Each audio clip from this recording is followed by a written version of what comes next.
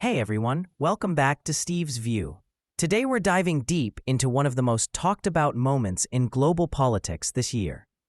The long-awaited meeting between US President Donald Trump and Chinese leader Xi Jinping. This was their first face-to-face conversation in 6 years, and the entire world had its eyes on it. People were wondering whether this would calm the storm between Washington and Beijing, or just mark another pause in an ongoing rivalry that has defined global trade and technology for a decade. Now, before we go into the details, let me say this. What came out of the Trump-Xi meeting wasn't some earth-shattering peace deal or a full-blown trade agreement. It was more like a temporary truce, a brief cooling period between two countries that simply can't afford to keep fighting at full intensity right now. Let's start with what actually happened. According to multiple US and Chinese sources, including the Wall Street Journal, Reuters, and Bloomberg, Trump and Xi sat down for direct talks that lasted several hours.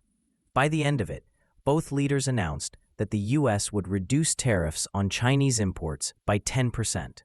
That means tariffs would drop from roughly 57% down to 47%. In exchange, China agreed to take several steps that the US has been demanding for years. First, Beijing promised to crack down on the export of chemicals used to produce fentanyl, the powerful synthetic opioid that's fueled a devastating drug crisis in the United States. Second, China said it would ease restrictions on rare earth exports. That's the set of minerals critical for electronics, defense systems, and electric vehicles. Third, China would buy 12 million tons of American soybeans this year and promised to increase that number to 25 million tons per year over the next 3 years.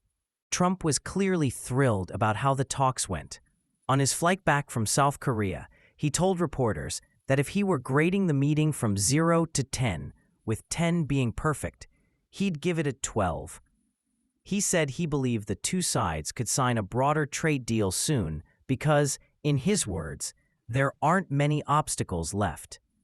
But as you can probably guess, analysts were a lot less optimistic. Economists from BNP Paribas and other institutions described the agreement as marginal, not a major breakthrough, and not a reset in US-China relations.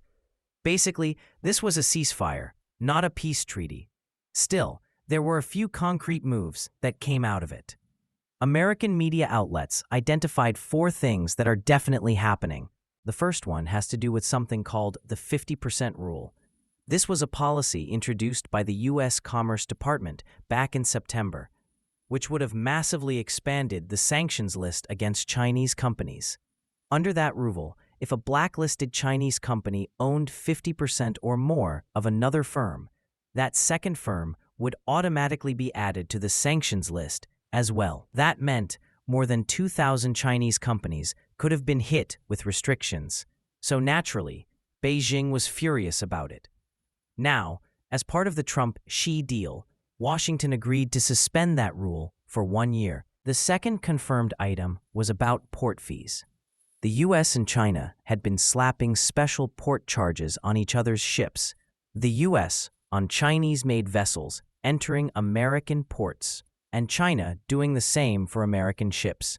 Both sides have now agreed to suspend those fees for 1 year. This is actually a small but meaningful step because Chinese shipbuilders far outnumber their American counterparts. So, the US had been collecting much higher total fees. Ending that charge gives China a bit of a short-term advantage. The third confirmed point, and one Trump highlighted publicly, was about soybeans. Treasury Secretary Bessent said China would purchase 12 million tons of soybeans from the US this year, and at least 25 million tons annually for the next 3 years. But to be clear, that's actually a decrease compared to past years. In 2023, China bought around 25 million tons of US soybeans. In 2024, it was about 22 million tons. So this new deal doesn't really expand trade. It just prevents further decline. And the fourth confirmed agreement was about TikTok. Beijing said it would work with Washington to find a resolution to the app's uncertain future in the US. That doesn't mean China agreed to Trump's proposed plan to spin off TikTok's American operations into a separate US-owned company. Instead, it just said they'd work toward a solution. Now, there were also two things Trump announced as good news that remain unconfirmed. The first was energy cooperation. He said China had agreed to start purchasing American energy, possibly oil and natural gas, and that there might even be a big deal involving Alaska. But the statement was vague. Officials later clarified that they're still exploring the idea, not implementing it. The second uncertain topic was about semiconductors, specifically NVIDIA's Blackwell chip. Trump hyped it up heavily before the meeting, calling it superb and hinting he'd talk to Xi about it. But after the meeting, he admitted they didn't actually discuss it. He only said that China expressed interest in buying more semiconductor products in general. Ironically, NVIDIA's stock jumped more than 5% after Trump's comments, briefly pushing its market cap past $5 trillion. But there's no evidence the Blackwell chip was ever part of the talks. So if we sum it up, we have 4 confirmed agreements: the suspension of the 50% rule, the pause on port fees, soybean purchases, and TikTok cooperation, plus 2 uncertain areas: energy and semiconductors. When U.S. Treasury Secretary Bessent briefed reporters afterward, he portrayed the meeting as a success, saying the atmosphere was positive from the moment Xi walked into the room. He confirmed that the U.S. had agreed to pause the 50% rule for 1 year, in exchange for China pausing its new rare earth export restrictions for the same period. He also emphasized that the fentanyl issue was part of the deal, that the U.S. would cut tariffs by half on goods linked to fentanyl chemicals, while China would strengthen enforcement against illegal exports. A joint working group will be set up to track progress. Bessent also explained the rare earth situation clearly.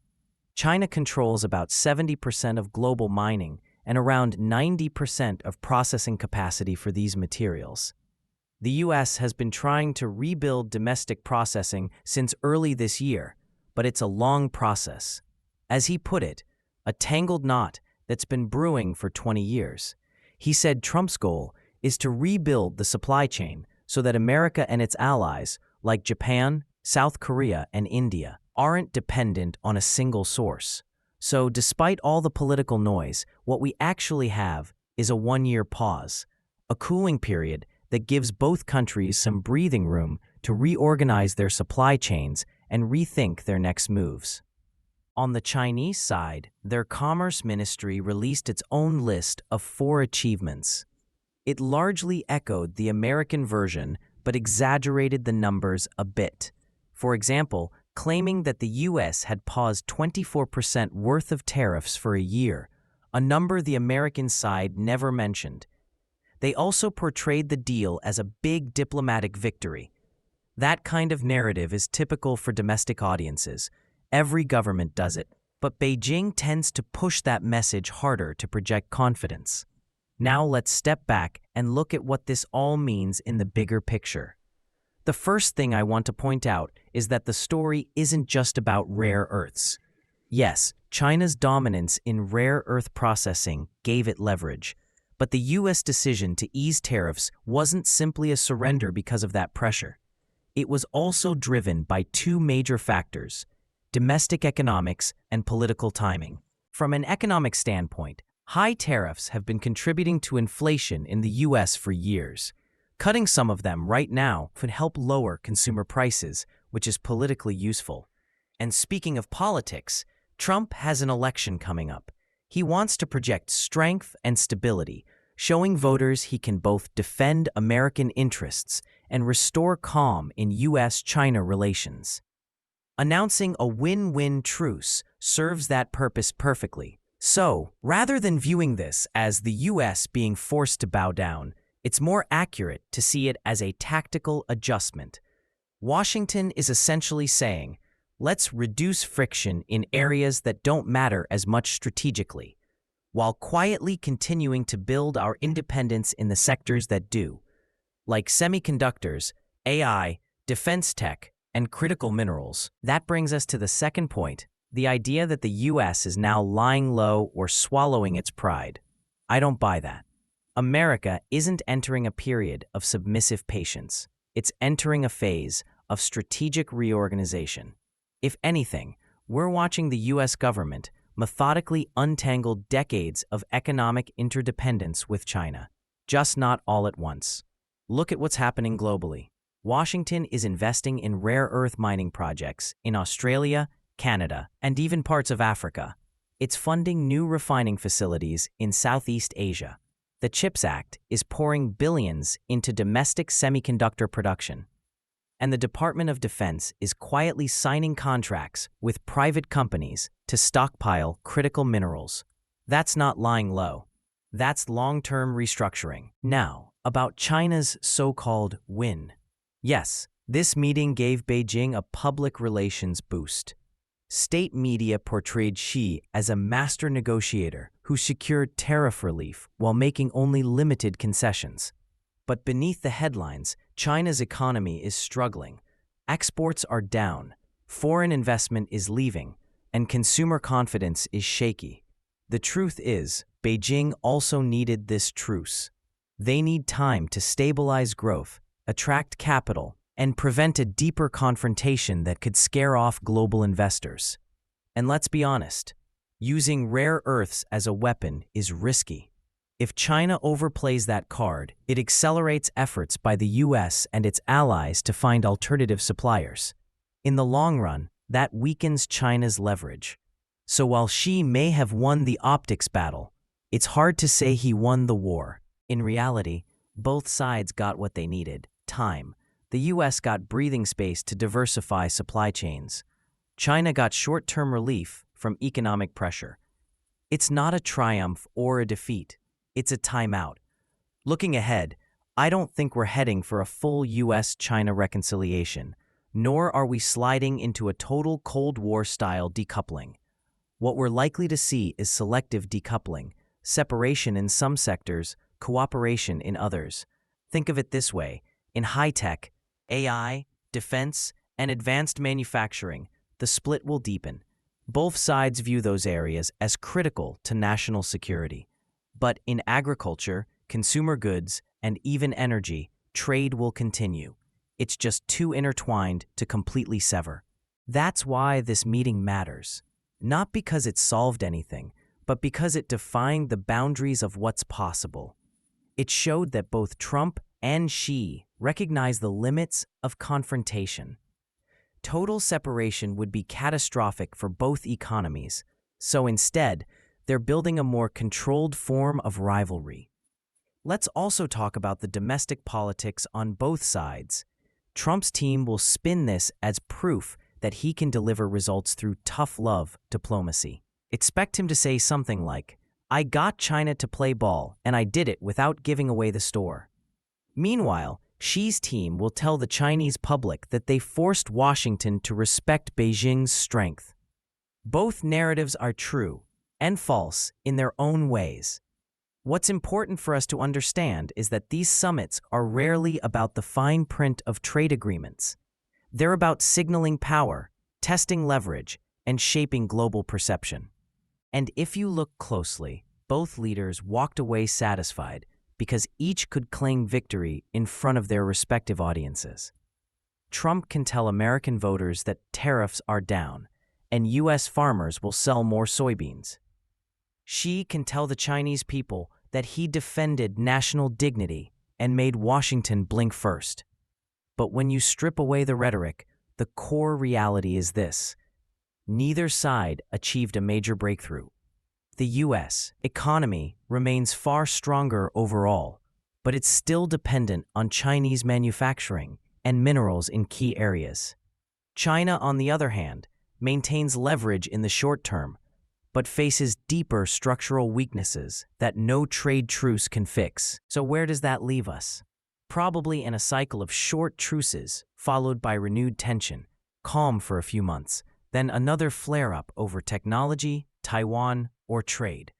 That's what former U.S. Trade Representative Robert Lighthizer predicted, and I think he's right. He called it strategic decoupling, a gradual, long-term process, not a sudden divorce.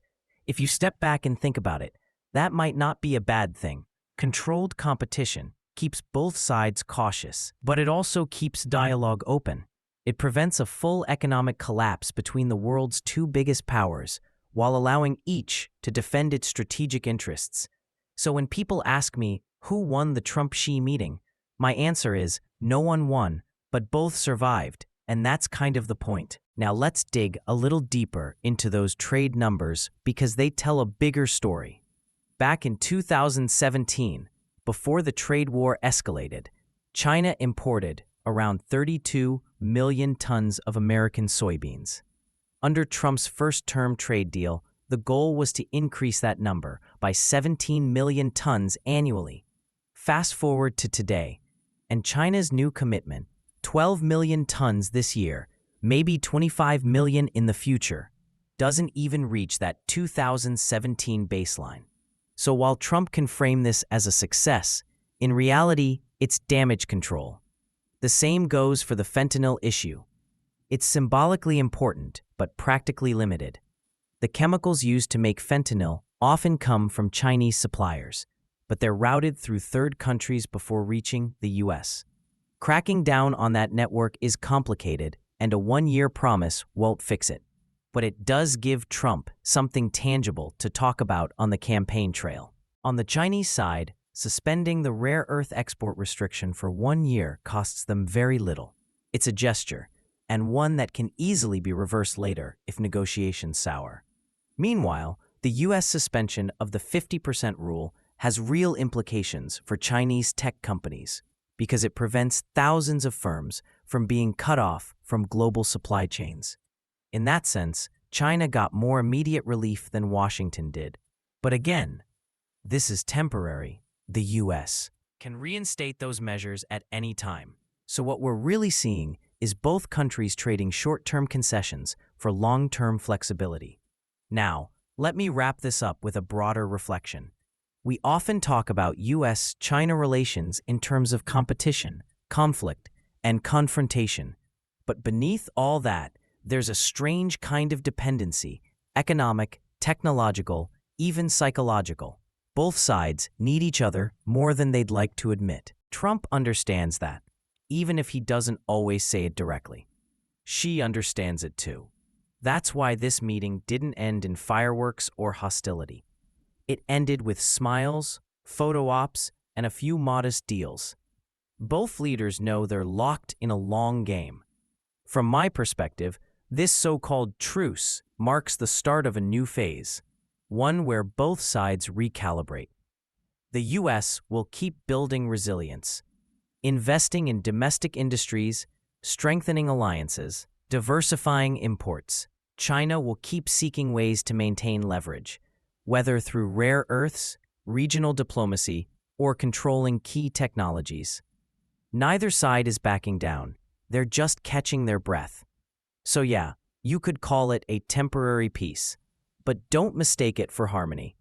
This is the calm before the next round of competition, and both Trump and Xi know it. And that's what makes this moment so fascinating. It's not about who wins today. It's about who shapes the rules of the global economy for the next decade. If there's one takeaway from this meeting, it's this: the era of naive globalization is over. What's emerging instead is a world of managed interdependence, a careful balancing act where countries trade and cooperate, but always with one eye on national security and supply chain resilience. In that sense, this Trump-Xi meeting wasn't a failure at all. It was a preview of the next chapter in global politics, a world where great powers don't fully trust each other, but can't afford to stop talking either. So, that's the full picture. A 10% tariff cut, a few symbolic purchases, some suspended rules, and a one-year pause in hostilities. Nothing earth-shaking, but everything strategic. Both sides walked away claiming victory, but what they really gained was time. Time to regroup, re-strategize, and prepare for whatever comes next. Thanks for sticking with me through this breakdown. If you found it helpful or learned something new about how these negotiations actually work behind the scenes, go ahead and hit that like button and subscribe for more deep dive analysis. Because trust me, this story isn't over. The US-China rivalry is just getting started, and the next chapter might be even more interesting than this one.